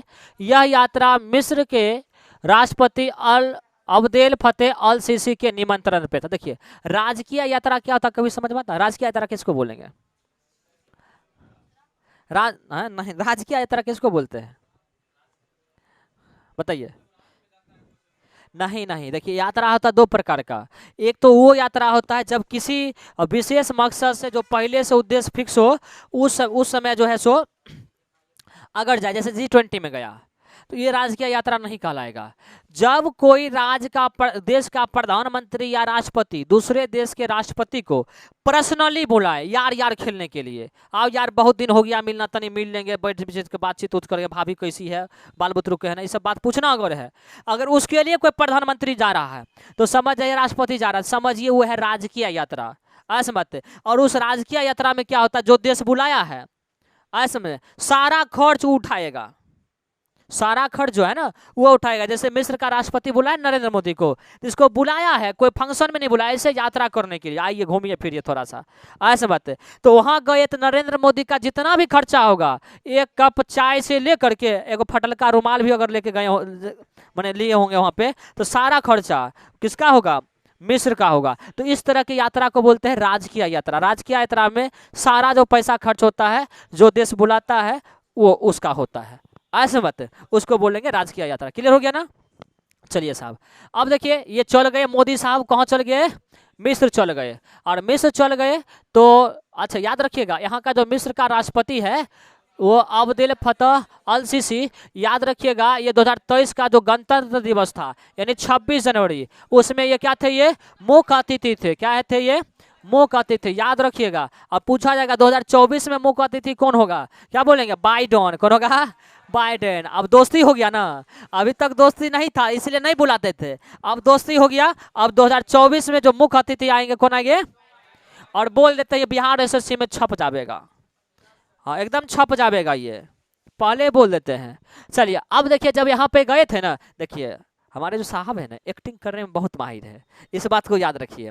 देखिए भारत में रहते हैं तो कहते हैं सनातन जो है सो खतरे में है, और जब दूसरे से जाते हैं जहाँ पर मुस्लिम कंट्री हो तो वहाँ पर क्या करेंगे, मुसलमान को ये लगे कि ये मने मुसलमान समर्थक है, इसलिए करके वो मस्जिद में जाते हैं। देखिए 11वीं सदी का जो अल हवीम मस्जिद है वहाँ का दौरा भी किए ये, ऐसे में मस्जिद भी गए, ऐसे बात है। तो इस तरह का देखिए सीधा कहा जाता है जैसा देश वैसा भेष, ऐसे बात है। वही बात है, जैसा देश देखते हैं करना भी चाहिए ऐसी है। आप बताइए वैसा नहीं करेंगे, या कोई भी व्यक्ति है दूसरा देश जाएगा वहाँ पर मुस्लिम आबादी रहेगा, मुस्लिम के विरोध में बोलेगा, बताइए काटिएगा ना फेंक देगा। हाँ ऐसा से बढ़िया के तहु दाढ़ी लटका लो, बोलो हम है कि नहीं? तो चलिए अगला देखिए, मोदी जी को मिस्र का सर्वोच्च नागरिक सम्मान, छपने वाला सवाल, VVI सम्मान ऑर्डर ऑफ द नील, क्या ऑर्डर ऑफ द नील से सम्मानित किया गया, और इन्हें विदेशी पुरस्कार का 13वां सर्वोच्च सम्मान है। 13 गो देश अपना यहाँ का सर्वोच्च, जैसे भारत रत्न होता है भारत का, उसी तरह से दूसरे देश का जो 13 सबसे बड़ा सम्मान है, 13 देश इनको जो है सो दिया है नरेंद्र मोदी को। अभी हाल ही में बताए थे पिछला जुलाई वाला में पापुआ न्यू गिनी, सही बात है पापुआ न्यू गिनी, अभी जो इस वर्ष में मिला है एकदम लिख लीजिए, छप जाएगा New Guinea, Papua New Guinea, याद रखिएगा। इसके अलावा दिया था फिजी, याद रखिएगा फिजी दिया था। उसके बाद देखिए अभी तुरंत कौन दे दिया? मिस्र दे दिया। तो ये सब बात याद रखिएगा, ऐसे बात है, ये सब बात एकदम याद रखिएगा। सूरीनाम किसको दिया? राष्ट्रपति को, मुर्मू को, ठीक है। ये सब याद रखिएगा, सवाल ये सब एकदम छपने वाला है। कौन एग्जाम में छपेगा ये बात नहीं जानते हैं, लेकिन आगामी 1 साल के अंदर ये सवाल छप जाएगा, ये बात हम जानते हैं। चलिए अगला देखिए, 14 जून 2023 को भारत द्वारा पेश किए गए यूएनओ में शांति मिशनों में प्राण गंवाने वाले सैनिकों के लिए मेमोरियल वॉल बनाने के प्रस्ताव को पारित किया गया, जिसमें 190 देशों ने समर्थन किया। इसका मतलब समझ में आया? देखिए जिस तरह से नाटो का जानते हैं सदस्य, तो नाटो क्या है कि अपना सेना बनाए हुए है। 30 नाटो में 30 देश है, और 30 देश थोड़े थोड़े अपना अपना सेना दिया है, कुल मिलाकर के एक बड़ी सेना बनाई गई। उसी तरह से यूएनओ में जितने भी देश है ना, और खास करके जो शक्तिशाली देश है, वो यूएनओ को अपनी सेना देते हैं, ताकि यूएनओ का कोई मान लीजिए शांति मिशन है, कहीं पर आतंकवादी घटना हो रहा है, कुछ भी हो रहा है, तो यूएनओ क्या करे कि वहां पर उस आतंकवादियों को खत्म करने का प्रयास करे। तो ये सारे यूएनओ के सदस्य देश मिलकर के भी एक सेना बनाई हुई है, तो उसमें भारतीय सेना भी मौजूद है। तो भारत के प्रधानमंत्री जब गए ना, तो उनको सलाह दिया यूएनओ को कि आप ऐसा करिए कि जितने भी ये शांति मिशन के लिए यूएनओ के जो सैनिक हैं कम से कम वो शहीद होते हैं तो उनके सम्मान में कुछ तो होना चाहिए। इसी लेकर के ये सलाह दिए कि आप ऐसा करिए, एक मेमोरियल वॉल बना दीजिए, मतलब यादगार दीवारें ऐसी बना दीजिए जो उनकी संपत्तियां क्या कहते हैं उनकी जो यादगारें के लिए फोटो हो या जो कुछ ऐसा चीज़ हो वहाँ पर जमा रहे। तो इसी के लिए मेमोरियल वॉल बनाने का प्रस्ताव को क्या कर दिया गया, तो बोला गया कि ठीक है सलाह आप दिए हैं ना, कोई बात नहीं है, इसको हम लोग यूएनओ के प्रस्ताव में लाते हैं। वहाँ पर वोटिंग हुआ तो 190 इनको वोट मिल गया, केवल 4 को वोट नहीं मिला, बाकी 5 को वोट नहीं मिला, बाकी 190 जो था इसके समर्थन में था। ऐसे बात है, इस बात को याद रखिएगा। तो पूछा जाएगा कि हाल ही में यूएनओ के किस प्रस्ताव को भारत ने प्रस्तुत किया था, तो याद रखिएगा मेमोरियल वॉल के प्रस्ताव को। ऐसे बात है, इस बात को याद रखिएगा। चलिए बात आई यूएनओ की, थोड़ा सा हम देख लेते हैं यूएनओ की स्थापना कब हुआ। देखिए 24 अक्टूबर 1945 को। इसका मुख्यालय कहाँ यूएनओ का, न्यूयॉर्क में। कहाँ है, न्यूयॉर्क में। इसके अंग कितने हैं, अंग 6 हैं। अंग कितने हैं, 6 हैं। और इसके जो सुरक्षा परिषद है, सुरक्षा परिषद में बताइए कितने सदस्य अस्थाई हैं। अस्थाई सदस्य कितने हैं, कितना है, 5 है। कितना है, 5 है। अस्थाई में कौन कौन शामिल है, आपको बताए थे ABCFR, सीट। हाँ चाइना को तनी छोटकर लिखे हैं। ABCFR, ए से हो गया अमेरिका, बी से हो गया ब्रिटेन, सी से हो गया चीन, और एफ से हो गया फ्रांस, और आर से रखेंगे रसिया। तो याद रखेंगे ABCFR। क्या याद रखेंगे, ABCFR। ऐसे बात है। चलिए तो ये सारे अस्थाई है, ठीक है ना। चलिए उसके बाद देखिए यूएनओ में भारत की अस्थायी प्रतिनिधि कौन है, रुचिरा कंबोज। कौन है, रुचिरा कंबोज। याद रखिएगा ये भी छपने वाला सवाल है, VVI हो गया, ये छपने वाला सवाल है। एक बार छप भी चुका है, आगे भी छपेगा हो सकता है। तो आप देख लीजिए यहाँ पर रुचिरा कंबोज यही है जो यूएनओ में भारत के प्रतिनिधि, अस्थायी प्रतिनिधि, मतलब भारत के नेतृत्व यही करते हैं वहाँ पे, ठीक है। यूएनओ की स्थापना 24 अक्टूबर 1945 को। अस्थायी सदस्य अमेरिका, ब्रिटेन, चीन, फ्रांस और रूस। कितना है, 5 सदस्य। इस बात को याद रखेंगे। चलिए आगे देखते हैं हम लोग। इसके अलावा हम लोग याद रखेंगे अस्थाई जो अस्थाई कितना होता है, 10। अस्थाई 10। प्रत्येक 2 वर्ष पर इसका क्या होता है, चेंजिंग होता है देशों का। वोट के साथ ये जो है ये सदस्य बनते हैं। अगला देखिएगा 1 जनवरी 2024 से नए अस्थाई सदस्य कौन हो, अस्थाई सदस्य। नए अस्थाई सदस्य कौन कौन होंगे, प्रत्येक 2 वर्ष पर बदलता है। तो 1 जनवरी को बदल जाएगा 5 सदस्य और 5 देश उसमें शामिल हो जाएगा। तो ये भी छपने वाला सवाल है, खास करके BPSC और बिहार SSC जैसे एग्जामों में। तो याद रखिएगा कौन कौन अस्थाई बनेगा, पूछा जाएगा। 1 जनवरी 2023 को, 1 जनवरी 2023 से निम्नलिखित में से कौन से देश यूएनओ के अस्थाई, हाँ 2024 से कौन से देश अस्थाई जो है सो सदस्य यूएनओ के बनेंगे। तो याद रखिएगा अल्जीरिया, सिएरा लियोन, दक्षिण कोरिया, गोयना और स्लोवेनिया, ठीक है। चलिए सर्वाधिक बार जो अस्थाई सदस्य बना कौन बना, जापान बना है। कितना बार, 12 बार। दूसरा नंबर पे ब्राजील जो अस्थाई सदस्य बना है 11 बार। भारत कितना, 8 बार। कितना बार, 8 बार। चलिए उसके बाद देखिए यूएनओ महासचिव। यूएनओ के महासचिव कौन है, एंटोनियो गुटेरेस। और ये कहाँ के हैं, पुर्तगाल के। ये महासचिव है। और अध्यक्ष जो होता है ना, हर साल बदली होता है। जब हर साल बैठक होता है ना तो एक नए अध्यक्ष बनते हैं। ऐसे बात है। तो इस बार जो 78वां सत्र जो है ये भी छपने वाला सवाल है, महा-VVI सवाल है। ये महा-VVI सवाल है 78। देखिए जितना भी करंट अफेयर में हम लोग डालते हैं वो समझिए महा-VVI रहता है। कौन कहाँ छप जाएगा इसका ठिकाना नहीं है। अभी हम बोलते हैं तो बहुत नया बच्चा को लगता होगा कि हरदम में बोलते छप जाएगा, VVI है, कौन सी बार बार बोलते हैं। ऐसे बात है, ये बाद में पता चलता है जब एग्जाम देकर के आइएगा ना तब बुझावेगा कि कौन सी बोलते, क्योंकि अभी मेरा मजाक बना देता सब लोग, हमको बढ़िया नहीं लगता है। तब ऐसा मजाक बना हमको बढ़िया लगेगा तो सब मिलकर मजाक बना देता है कि हरदम VVI बोलते हैं। वो पता चलता है जब एग्जाम होता है ना तब बुझाता है। चलिए अगला देखिए, तो 78वां सत्र का जो अध्यक्ष बने हैं वो डेनिस फ्रांसिस बने। कौन बने हैं, डेनिस फ्रांसिस। और ये हैं कहाँ के, त्रिनिदाद और टोबैगो। त्रिनिदाद एवं टोबैगो, जैसे हम लोग लिखते हैं ना अंडमान एवं निकोबार, उसी तरह इनके द्वीप का जो नाम है, देश का जो नाम है, 2 द्वीपों से बना, त्रिनिदाद और टोबैगो। त्रिनिदाद और, हाँ तो एगो को दाद हो गया, अब भाग कहाँ, दाद कहाँ हुआ, बैगो में। चलिए तो याद रखिए। अच्छा इससे पूर्व था, इसका पूर्व, इससे पहले, मतलब ये 78वां है ना, तो 77वां जो थे वो कौन थे, कसावा कोरोसी। कौन थे, आप यहाँ पर देख सकते हैं, डेनिस फ्रांसिस यही है साहब, देख रहे हैं, लग भी रहे हैं, है कि नहीं, हाँ है ना। चलिए ठीक है। अगला देखिए, चलिए अब देखिए अमेरिका का पागलपना। अभी देखिए, देखिए साहब, ये 111 वर्ष पूर्व 15 अप्रैल 1912 को अटलांटिक महासागर में डूबे टाइटैनिक पोर्ट के डूबे मलबे को दिखाने जा रहे अमेरिकी पनडुब्बी के डूब जाने से 5 यात्रियों की क्या हो गई, मौत हो गई। टाइटैनिक का मलबा 13,000 फीट गहराई में है और इन मृतकों में स्कॉटन रस, शहजादा दाऊद, ये पाकिस्तान का था, ठीक है। हाँ, सुलेमान हमीद, उसके बाद हार्डिंग, और इसके अलावा था एगो चालक था पनडुब्बी का, पॉल हेनरी, ठीक है। ये सब जो है ना, ये गया था मैंने टाइटैनिक। देखिए समझिए क्या है, ये सब मर गया, इतना बात समझिए, मर गया।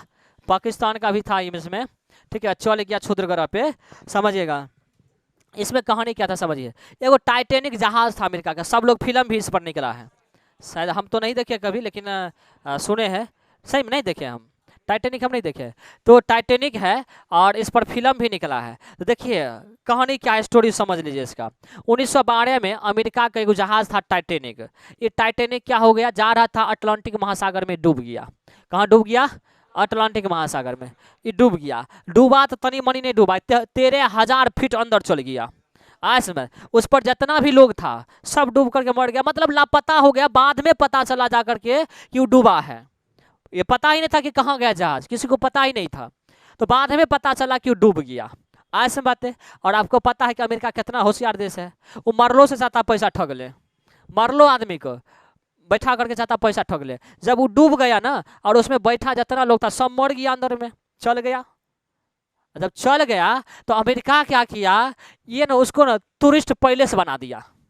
माने जहां जहाज डूब करके 13,000 फीट समुद्र के अंदर चल गया ना, उसको पर्यटक स्थल बना दिया कि आप चलिए वहां घूमने के लिए, मरलका सब कहाँ है बताइए। ऐसा बात है, ये चीज कर दिया।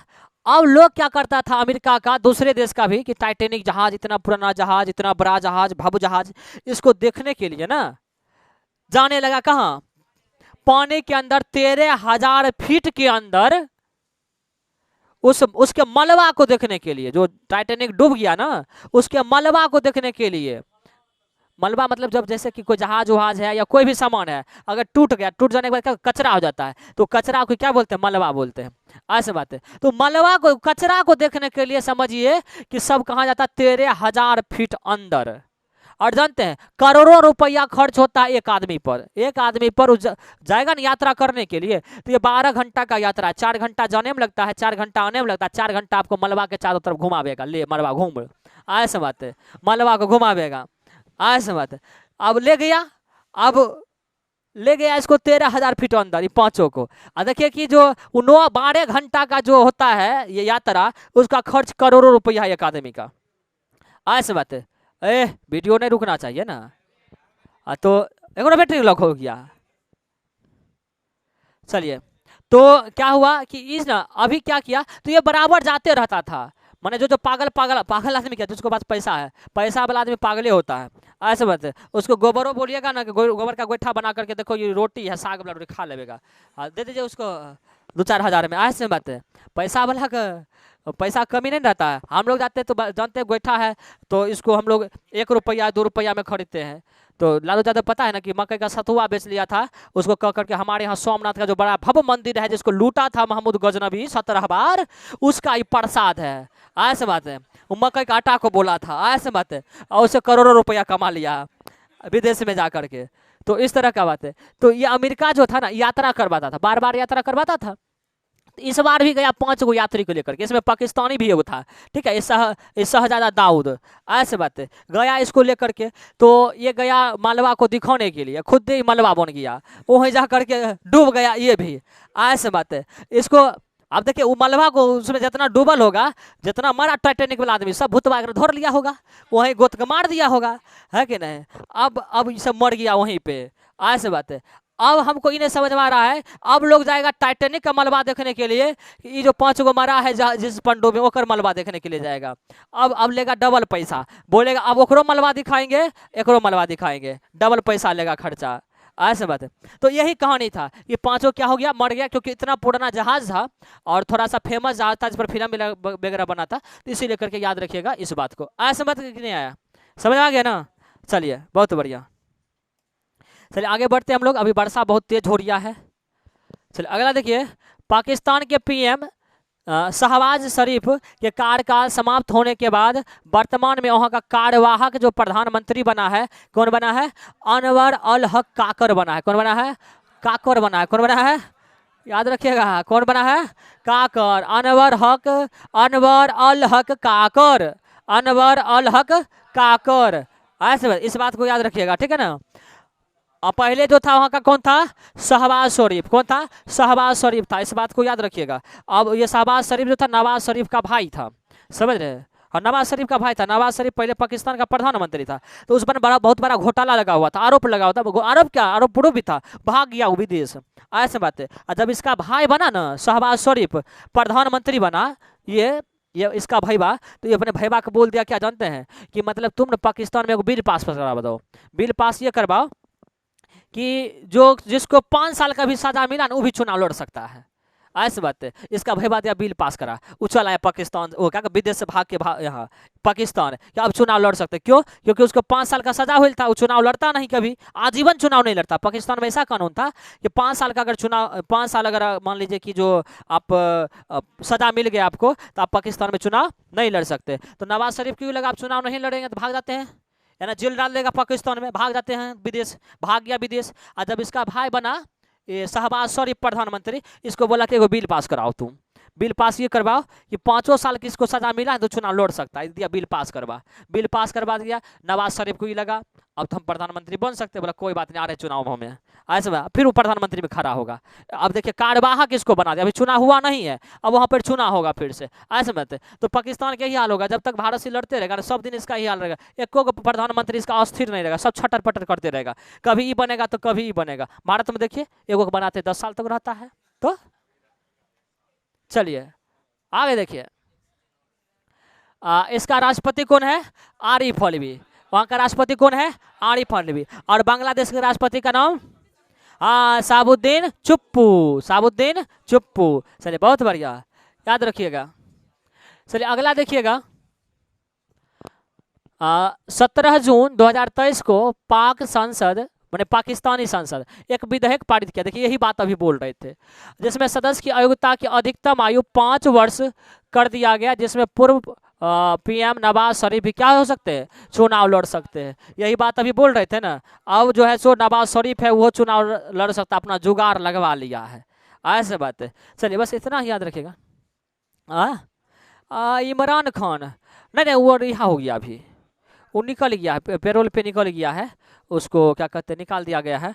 और अखाड़ा काहे न होगा, खाड़ा सब होगा, खाड़ा के लिए चिंता न करिए, सब खड़े हैं, ऐसा बात है, उसके लिए चिंता नहीं करिए, वो तो खड़ा होबे करेगा। देखिए नेतवा लोग ना याद रखिए, नेतवा लोग याद रखिए कि कानून कहीं भी नेतवा के लिए बना नहीं हुआ है। कानून जो बना हुआ ना भारत के लिए बना हुआ, मतलब भारत नहीं, जनता के लिए, जनता के लिए बना हुआ, ठीक है। और याद रखिए, और जितना भी ये जनता है ना, गरीब जनता के लिए कानून बना हुआ है। अभी देखिए संसद में गाली गलौज किया, उस पर कोई कार्रवाई हुआ, सनातन धर्म को बोल दिया कीड़ा मकोड़ा, ये तो संविधान के विरोध है, बताइए उस पर हुआ। जितना भी कानून बनल है याद रखिए, सब कानून जो बनल है गरीब जनता के लिए बना हुआ है। और एक बात याद रखिए, भारत का संविधान जो है ना, भारत का संविधान पूरे दुनिया का सबसे बड़ा संविधान है, ऐसे बात है।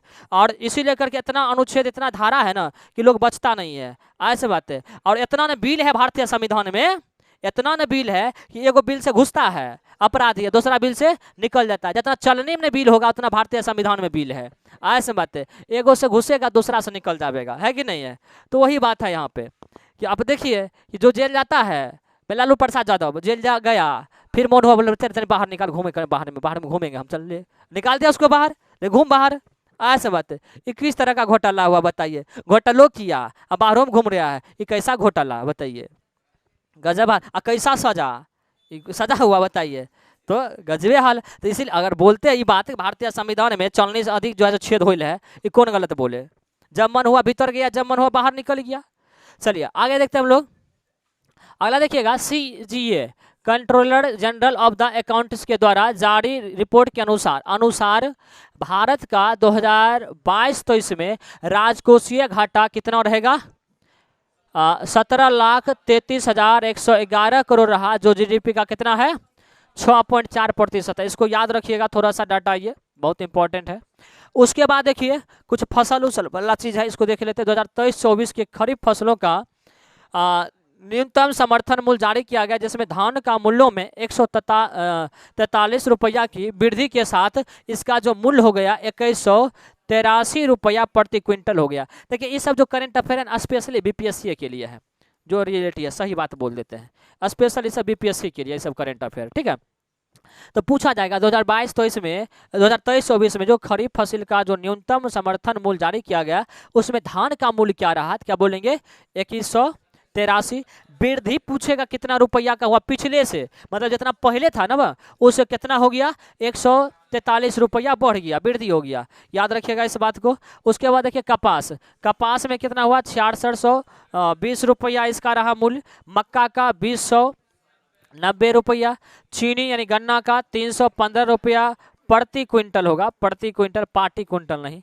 चलिए कोई बात नहीं, कभी कभी गलती से मिस्टेक हो जाता है। चलिए 2022-23 में देश में टेलीफोन कनेक्टिविटी की कुल संख्या कितना हो गया 117.23 करोड़ हो गया। इस बात को याद रखिएगा, देश में जो टेलीफोन कनेक्टिविटी है इसकी संख्या 117.23 करोड़ हो गया। और शहरी क्षेत्रों में कितना हो गया 65.37 करोड़, ग्रामीण क्षेत्रों में कितना हो गया 51.86 करोड़। और सबसे कम कहाँ रहा, अपना वाला बिहार में 55.23% रहा। और कंपनी का योगदान, मतलब किस कंपनी का टेलीकॉम में अधिक योगदान है, तो याद रखिएगा रिलायंस जियो का कितना है 37.61%। और एयरटेल का जो रहा 32.42%। ठीक है, कोई डाउट इसमें नहीं ना। चलिए इतना ही रहने दीजिए आज भर।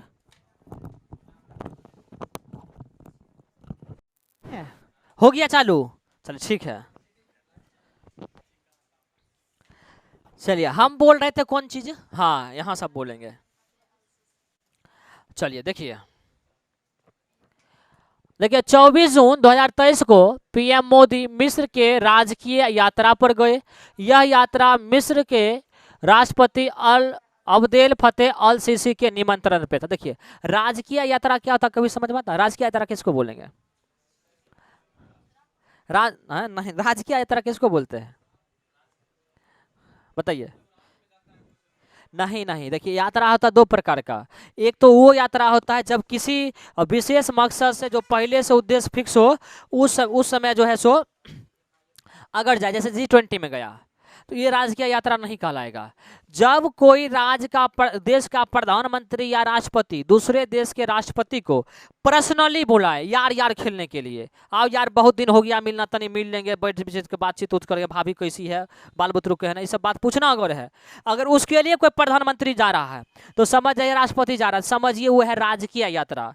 ऐसे मत। और उस राजकीय यात्रा में क्या होता है, जो देश बुलाया है ऐसे में सारा खर्च उठाएगा, सारा खर्च जो है ना वो उठाएगा। जैसे मिस्र का राष्ट्रपति बुलाया नरेंद्र मोदी को, तो इसको बुलाया है, कोई फंक्शन में नहीं बुलाया, इसे यात्रा करने के लिए, आइए घूमिए फिरिए थोड़ा सा, ऐसे बात है। तो वहां गए तो नरेंद्र मोदी का जितना भी खर्चा होगा, एक कप चाय से लेकर के एक फटल का रुमाल भी अगर लेके गए मैंने लिए होंगे वहां पे, तो सारा खर्चा किसका होगा? मिस्र का होगा। तो इस तरह की यात्रा को बोलते हैं राजकीय यात्रा। राजकीय यात्रा में सारा जो पैसा खर्च होता है, जो देश बुलाता है वो उसका होता है, ऐसे मत, उसको बोलेंगे राजकीय यात्रा। क्लियर हो गया ना? चलिए साहब, अब देखिए ये चल गए मोदी साहब, कहाँ चल गए? मिस्र चल गए। और मिस्र चल गए तो अच्छा याद रखिएगा, यहाँ का जो मिस्र का राष्ट्रपति है वो अब्देल फतेह अल सीसी, याद रखिएगा। ये 2023 का जो गणतंत्र दिवस था यानी 26 जनवरी, उसमें ये क्या थे? ये मुख्य अतिथि थे। क्या थे ये? मुख्य अतिथि, याद रखिएगा। अब पूछा जाएगा 2024 में मुख्य अतिथि कौन होगा, क्या बोलेंगे? बाइडेन। कौन होगा? बाइडेन। अब दोस्ती हो गया ना, अभी तक दोस्ती नहीं था इसलिए नहीं बुलाते थे, अब दोस्ती हो गया। अब 2024 में जो मुख्य अतिथि आएंगे कौन आएंगे? और बोल देते हैं बिहार एसएससी में छप जाएगा, हाँ एकदम छप जाएगा, ये पहले बोल देते हैं। चलिए अब देखिए जब यहाँ पे गए थे ना, देखिए हमारे जो साहब है ना एक्टिंग करने में बहुत माहिर है, इस बात को याद रखिए। देखिए भारत में रहते हैं कहते हैं सनातन जो है सो खतरे में है, और जब दूसरे से जाते हैं जहाँ पर मुस्लिम कंट्री हो तो वहाँ पर क्या करेंगे, मुसलमान को ये लगे कि ये मने मुसलमान समर्थक है, इसलिए करके वो मस्जिद में जाते हैं, देखिए 11वीं सदी का जो अल हवीम मस्जिद है वहाँ का दौरा भी किए ये, ऐसे में मस्जिद भी गए, ऐसे बात है। तो इस तरह का देखिए सीधा कहा जाता है जैसा देश वैसा भेष, ऐसे बात है। वही बात है, जैसा देश देखते हैं और करना भी चाहिए ऐसी है। अब बताइए वैसा नहीं करेंगे या कोई भी व्यक्ति है दूसरा देश जाएगा वहाँ पर मुस्लिम आबादी रहेगा, मुस्लिम के विरोध में बोलेगा, बताइए काटिएगा ना फेंक देगा। हाँ ऐसा से बढ़िया के तहु दाढ़ी लटका लो, बोलो हमू हैं, है कि नहीं। तो चलिए अगला देखिए, मोदी जी को मिस्र का सर्वोच्च नागरिक सम्मान, छपने वाला सवाल, VVI सम्मान ऑर्डर ऑफ द नील, क्या ऑर्डर ऑफ द नील से सम्मानित किया गया और इन्हें विदेशी पुरस्कार का 13वां सर्वोच्च सम्मान है। 13 को देश अपना यहाँ का सर्व, जैसे भारत रत्न होता है भारत का, उसी तरह से दूसरे देश का जो 13 सबसे बड़ा सम्मान है, 13 देश इनको जो है सो दिया है नरेंद्र मोदी को। अभी हाल ही में बताए थे पिछला जुलाई वाला में पापुआ न्यू गिनी, सही बात है पापुआ न्यू गिनी, अभी जो इस वर्ष में मिला है एकदम लिख लीजिए, छप जाएगा New Guinea, Papua New Guinea याद रखिएगा। इसके अलावा दिया था फिजी, फिजी याद रखिएगा, फिजी दिया था। उसके बाद देखिए अभी तुरंत कौन दे दिया, मिस्र दे दिया। तो ये सब बात याद रखिएगा, ऐसे बात है, ये सब बात एकदम याद रखिएगा। सूरीनाम किसको दिया, राष्ट्रपति को, मुर्मू को, ठीक है। ये सब याद रखिएगा, सवाल ये सब एकदम छपने वाला है। कौन एग्जाम में छपेगा ये बात नहीं जानते हैं, लेकिन आगामी 1 साल के अंदर ये सवाल छप जाएगा, ये बात हम जानते हैं। चलिए अगला देखिए, 14 जून 2023 को भारत द्वारा पेश किए गए यूएनओ में शांति मिशनों में प्राण गंवाने वाले सैनिकों के लिए मेमोरियल वॉल बनाने के प्रस्ताव को पारित किया गया, जिसमें 190 देशों ने समर्थन किया। इसका मतलब समझ में आया। देखिए जिस तरह से नाटो का जानते हैं सदस्य, तो नाटो क्या है कि अपना सेना बनाए हुए है, 30 नाटो में 30 देश है और 30 देश थोड़े थोड़े अपना अपना सेना दिया है, कुल मिलाकर के एक बड़ी सेना बनाई गई। उसी तरह से यूएनओ में जितने भी देश है ना, और खास करके जो शक्तिशाली देश है, वो यूएनओ को अपनी सेना देते हैं, ताकि यूएनओ का कोई मान लीजिए शांति मिशन है, कहीं पर आतंकवादी घटना हो रहा है, कुछ भी हो रहा है, तो यूएनओ क्या करे कि वहाँ पर उस आतंकवादियों को खत्म करने का प्रयास करे। तो ये सारे यूएनओ के सदस्य देश मिलकर के भी एक सेना बनाई हुई है, तो उसमें भारतीय सेना भी मौजूद है। तो भारत के प्रधानमंत्री जब गए ना, तो उनको सलाह दिया यूएनओ को कि आप ऐसा करिए कि जितने भी ये शांति मिशन के लिए यूएनओ के जो सैनिक हैं, कम से कम वो शहीद होते हैं तो उनके सम्मान में कुछ तो होना चाहिए। इसी लेकर के ये सलाह दिए कि आप ऐसा करिए, एक मेमोरियल वॉल बना दीजिए, मतलब यादगार दीवारें ऐसी बना दीजिए जो उनकी संपत्तियां, क्या कहते हैं, उनकी जो यादगारें के लिए फोटो हो या जो कुछ ऐसा चीज हो वहां पर जमा रहे।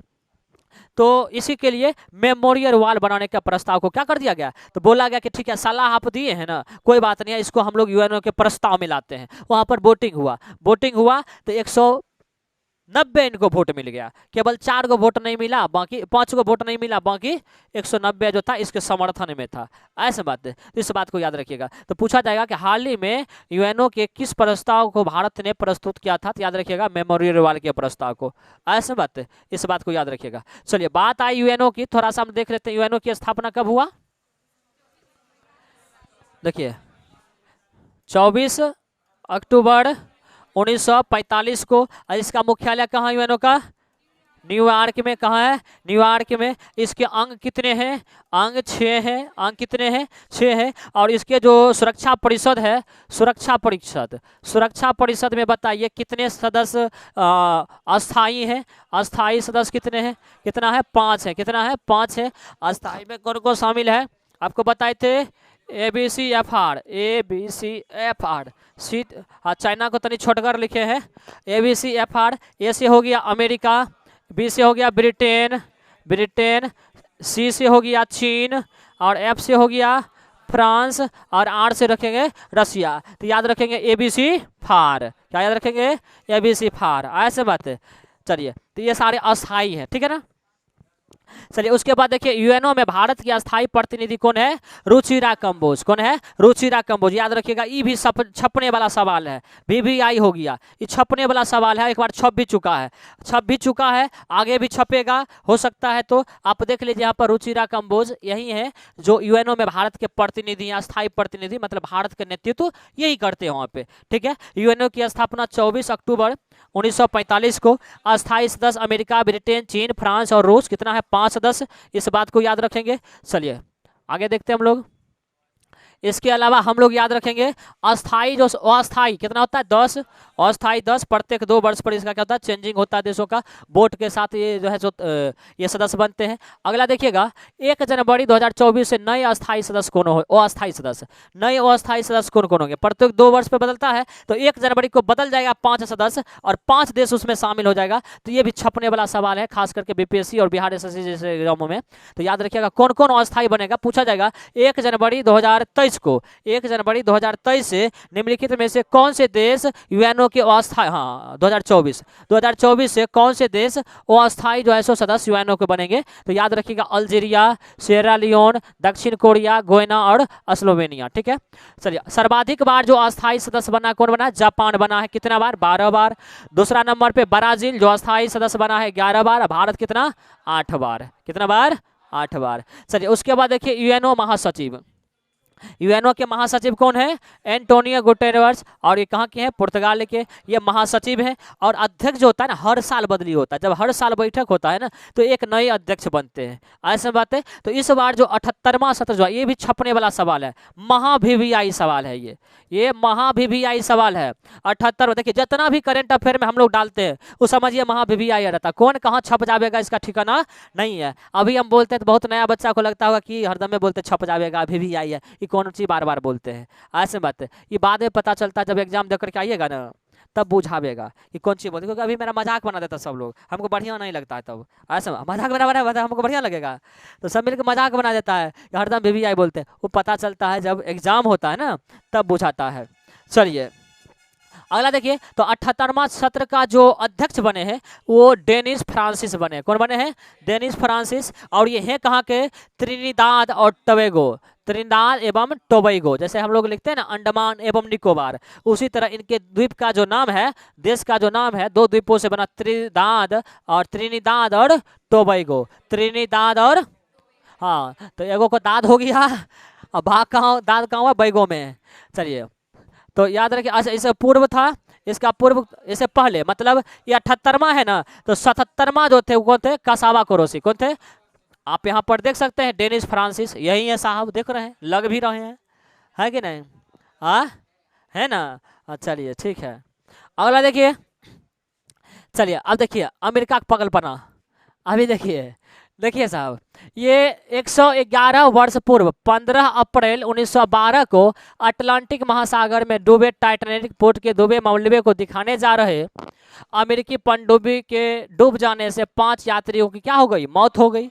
टाइटैनिक का मलबा 13,000 फीट गहराई में है और इन मृतकों में स्कॉटन रस, शहजादा दाऊद, ये पाकिस्तान का था, ठीक है, हाँ सुलेमान हमीद, उसके बाद हार्डिंग, और इसके अलावा था एगो चालक था पनडुब्बी का, पॉल हेनरी। ठीक है, ये सब जो है ना ये गया था मैंने टाइटैनिक, देखिए समझिए क्या है, ये सब मर गया, इतना बात समझिए, मर गया, पाकिस्तान का भी था इसमें, ठीक है, चल गया क्षुद्रग्रह पे, समझिएगा। इसमें कहानी क्या था समझिए, एगो टाइटैनिक जहाज था अमेरिका का, सब लोग फिल्म भी इस पर निकला है, शायद हम तो नहीं देखे कभी, लेकिन सुने हैं, सही में नहीं देखे हम, टाइटैनिक हम नहीं देखे, तो टाइटैनिक है और इस पर फिल्म भी निकला है। तो देखिए कहानी क्या है, स्टोरी समझ लीजिए इसका। 1912 में अमेरिका का एक जहाज था टाइटैनिक, ये टाइटैनिक क्या हो गया, जा रहा था अटलांटिक महासागर में, डूब गया। कहाँ डूब गया, अटलांटिक महासागर में ये डूब गया। डूबा तो तनी मनी नहीं डूबा, 13,000 फीट अंदर चल गया। ऐसे में उस पर जितना भी लोग था सब डूब करके मर गया, मतलब लापता हो गया। बाद में पता चला जा करके कि वो डूबा है, ये पता ही नहीं था कि कहाँ गया जहाज, किसी को पता ही नहीं था, तो बाद में पता चला कि वो डूब गया। ऐसे बात है। और आपको पता है कि अमेरिका कितना होशियार देश है, वो मरलो से ज्यादा पैसा ठग ले, मरलो आदमी को बैठा करके ज्यादा पैसा ठग ले। जब वो डूब गया ना और उसमें बैठा जितना लोग था सब मर गया, अंदर में चल गया। जब चल गया तो अमेरिका क्या किया, ये ना उसको ना टूरिस्ट पैलेस बना दिया, माने जहाँ जहाज डूब करके 13,000 फीट समुद्र के अंदर चल गया ना, उसको पर्यटक स्थल बना दिया कि आप चलिए वहाँ घूमने के लिए, मरल का सब कहाँ है बताइए, ऐसा बात है, ये चीज कर दिया। अब लोग क्या करता था अमेरिका का, दूसरे देश का भी, कि टाइटैनिक जहाज, इतना पुराना जहाज, इतना बड़ा जहाज, भव्य जहाज, इसको देखने के लिए ना जाने लगा कहाँ, पानी के अंदर 13,000 फीट के अंदर उसके मलबा को देखने के लिए, जो टाइटैनिक डूब गया ना उसके मलबा को देखने के लिए। मलबा मतलब जब जैसे कि कोई जहाज वहाज है या कोई भी सामान है अगर टूट गया, टूट जाने के बाद क्या कचरा हो जाता है, तो कचरा को क्या बोलते हैं, मलबा बोलते हैं। ऐसे बात है। तो मलबा को, कचरा को देखने के लिए समझिए कि सब कहाँ जाता है, 13,000 फीट अंदर। और जानते हैं करोड़ों रुपया खर्च होता है एक आदमी पर, एक आदमी पर जाएगा ना यात्रा करने के लिए। तो ये 12 घंटा का यात्रा है, 4 घंटा जाने में लगता है, 4 घंटा आने में लगता है, 4 घंटा आपको मलबा के चारों तरफ घुमावेगा, ले मलबा घूम, ऐसे बात है, मलबा को घुमावेगा, ऐसे बात है। अब ले गया, अब ले गया इसको 13,000 फीट अंदर, ये पांचों को। और देखिए कि जो 12 घंटा का जो होता है ये यात्रा, उसका खर्च करोड़ों रुपया है एक आदमी का, ऐसे बात है। वीडियो नहीं रुकना चाहिए ना। तो एक और बैटरी लॉक हो गया। चलिए, तो क्या हुआ कि इस ना अभी क्या किया, तो ये बराबर जाते रहता था, माने जो जो पागल पागल पागल आदमी क्या, जिसके पास पैसा है, पैसा वाला आदमी पागल ही होता है, ऐसे बात है। उसको गोबरों बोलिएगा ना कि गोबर का गोइठा बना करके देखो ये रोटी है, साग वाला रोटी खा लेगा, दे दीजिए उसको 2-4 हज़ार में, ऐसे बात है।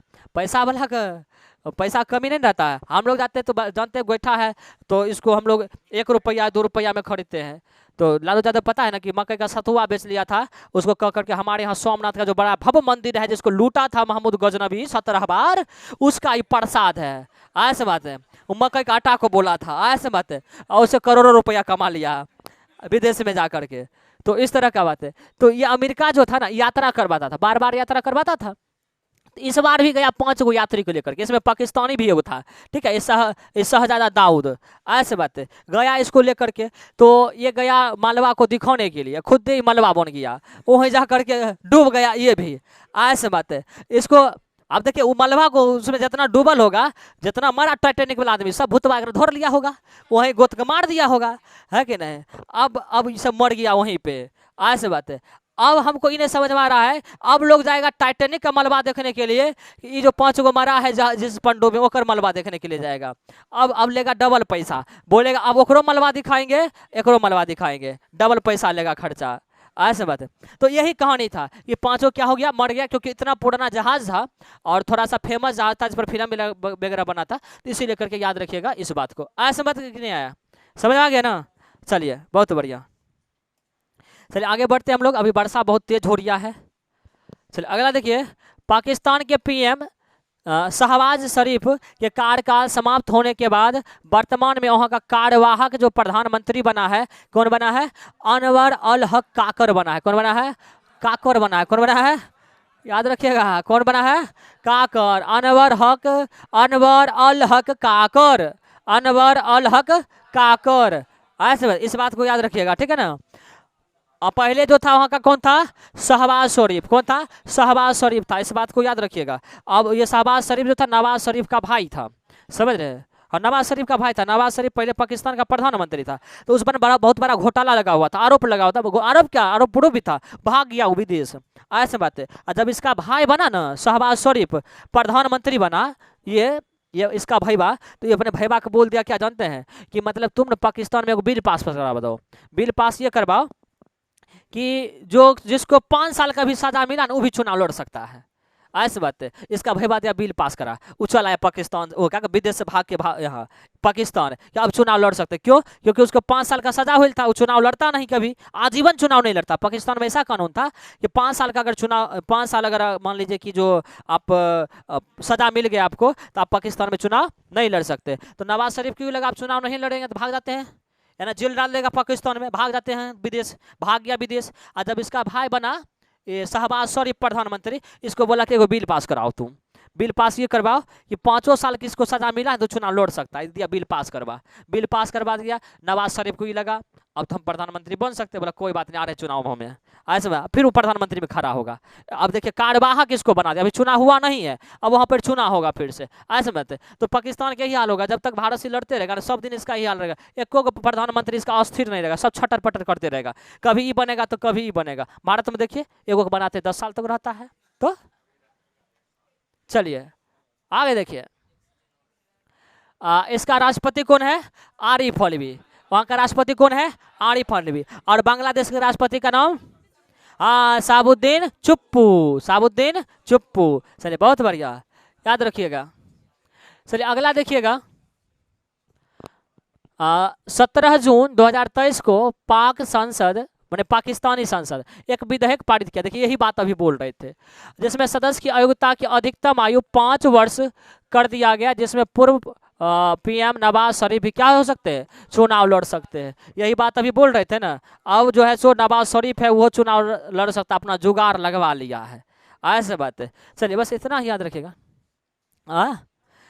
इमरान खान नहीं नहीं वो रिहा हो गया, अभी वो निकल गया है, पेरोल पे निकल गया है, उसको क्या कहते हैं निकाल दिया गया है। और अखाड़ा काहे न होगा, खाड़ा सब होगा, खाड़ा के लिए चिंता न करिए, सब खड़े हैं, ऐसा बात है, उसके लिए चिंता नहीं करिए, वो तो खड़ा होबे करेगा। देखिए नेतवा लोग ना याद रखिए, नेतवा लोग याद रखिए कि कानून कहीं भी नेतवा के लिए बना नहीं हुआ है। कानून जो बना हुआ ना भारत के लिए बना हुआ, मतलब भारत नहीं जनता के लिए, जनता के लिए बना हुआ, ठीक है। और याद रखिए, और जितना भी ये जनता है ना गरीब जनता के लिए कानून बना हुआ है। अभी देखिए संसद में गाली गलौज किया, उस पर कोई कार्रवाई हुआ, सनातन धर्म को बोल दिया कीड़ा मकोड़ा, ये तो संविधान के विरोध है, बताइए उस पर हुआ। जितना भी कानून बनल है याद रखिए, सब कानून जो बनल है गरीब जनता के लिए बना हुआ है। और एक बात याद रखिए, भारत का संविधान जो है ना, भारत का संविधान पूरे दुनिया का सबसे बड़ा संविधान है, ऐसे बात है। और इसी लेकर के इतना अनुच्छेद इतना धारा है ना कि लोग बचता नहीं है, ऐसे बात है। और इतना न बिल है भारतीय संविधान में, इतना न बिल है कि एगो बिल से घुसता है अपराधी है, दूसरा बिल से निकल जाता है। जितना चलने में बिल होगा उतना भारतीय संविधान में बिल है, ऐसे बात है। एगो से घुसेगा दूसरा से निकल जाएगा, है कि नहीं है। तो वही बात है यहाँ पे कि अब देखिए कि जो जेल जाता है, लालू प्रसाद यादव जेल जा गया, फिर मोन हुआ बोले तेरे बाहर निकाल, घूमे बाहर में घूमेंगे हम, चल ले निकाल दिया उसको बाहर, ले घूम बाहर, ऐसे बात है। ये किस तरह का घोटाला हुआ बताइए, घोटालो किया अब बाहरों में घूम रहा है, ये कैसा घोटाला बताइए, गजब।